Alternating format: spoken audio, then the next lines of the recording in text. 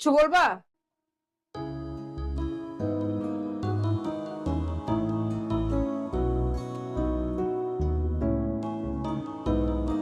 Important একটা কথা ছিল। কি? অনেকদিন ধরে ভাবতেছি বলবো, সুযোগ পাচ্ছে না আমি। আর সুযোগ পেলেও সাহস হচ্ছে না। আজকে সকাল থেকে মনের ভিতরে অনেক সাহস ফিল হচ্ছে, তাই ভাবলাম আজকে বলে দিই। খুবই সহজ একটা কথা, তো আমি ব্যাপারটাকে ড্রামাটিক না করে সোজা সাপটা বলে দিই।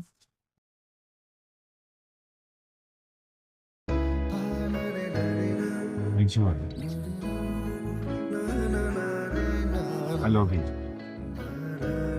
কি? আমি তোমাকে অনেক পছন্দ করি, ভালোবাসি। মামা, আমরা র‍্যাগ দিই, র‍্যাগ খাই না। ভুল নাম্বারে ডায়াল করছো। যাও। আমার ফোন থেকে শুধু একটা নাম্বারে ফোন নেবে, তোমার নাম্বার। আর বাদ বাকি সব কিছু এক নাম্বারে ফোন করছে। আমি প্রেম করতে চাই না, ডিরেক্ট বিয়ে। Will be my wife? দাঁড়া। ভালোবাসা অনেক বেশি, যা বলবো তাই করবা? তুই ছাড়টা দেখছো, এখন থেকে লাভ দিতে পারবো? কেন? আমি লাভ দিয়ে মরে গেলে তুমি আরেকজনকে বিয়ে করে ফেলবে। আরে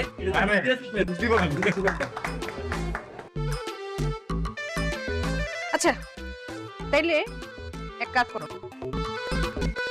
হ্যাঁ, ওই ছেলেটার কিনে দিবো, যেটা হ্যান্ডসাম বেশি। যাও। আগে যাও।